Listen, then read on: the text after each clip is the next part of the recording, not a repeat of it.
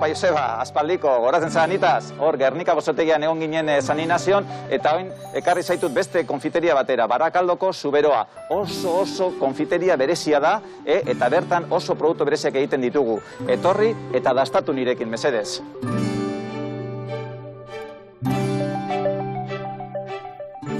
Zuberoa gozotegia esan genezake ondela 40 bat urte sorturiko gozotegi bat izan zala, eta aldaketa etorri izan oindela 20 bat urte, Ildefonso eta Maribel hartu zutenean, eta eurek pentsatu izan zuten frantziar gozotegia hemen Bizkaian eduki behar genula. Eta oindela ja 4 bat urte, jubilatu egin ziren, eta guk jaso genuen gozotegia. Eta egin duguna da, jarraipen bat emon, gure tokea emon, eta esan genezake oso gozotegi berezia dela, oso frantziar kutsuko gozotegia, guk gurina eta inbeste gauza ekartzitugu Frantziatik. Gauzak eskuz egiten ditugu, danak, eta zapor ezberdin izaten duten normalean. Arrakasta gehien dauzkaten produktuak batzuk dira, ez da, baina batez be ostopila. Bai tartan, zein pastelan, eta gero be bai ostegun eta ostiraletan badauzkagu hemen mascarponeko croissantak, eta jendea etortzen da, eta hilarak sortzen direz hemen jasotzeko croissanta, eta asko geratzen direz bera barik. Bueno, eta orain nahi izan ezkero, lantegian sartuko gara, eta ikusiko dugu nola egiten dugun ostopil tarta.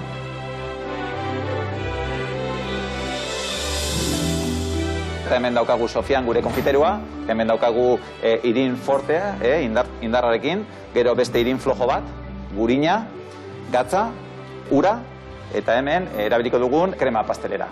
Vanila leka, bourbon motakoa, oso berezia eta zapor itzela emoten diona kremari. Hemen daukagu beste gurin plaka bat, eta gurin honek egingo duena da, kanpotik orea hartuko dau, eta honek dauka berezitasun itzela, honek da hojaldre invertidoa. Behin oreari gurina ipinita, joango gara laminadorara, lantzera orea.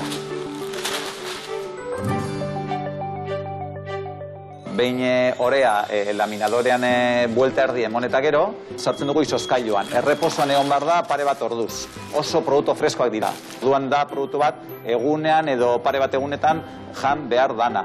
Behin 2 ordu erreposoan egon ondoren, pare bat buelta behar ditu laminadorean, eta berriz pare bat buelta eman eta gero, berriz sartzen dugu izozkailura, eta beste 4 orduz egon behar da erreposoan.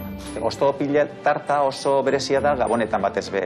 Bere garaian, Maribel eta Ildefonso egiten zuten urtarrilaren batean eta 25ean, abenduaren 25ean, zabaltzen zuten denda bakarrik saltzeko ostopil tarta. Oso demandatua baidar, eta ez dielako emoten denborarik tarta guzti horiek egiteko. Behin orea luzatu eta gero, egiten duguna da, zapatan ipini, gero zulotzoak egin dezagune oreari. Eta gero beste behin erreposoa egin, eta labeara sartuko dugu zuzenean. Labetik ateratzen dugunean, hotzitzen uzten dugu, eta montaiarekin hasiko gara.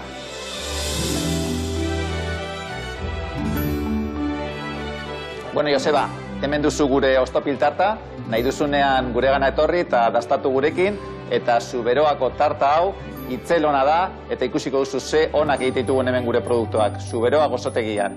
Apa, Joseba, ondo izan!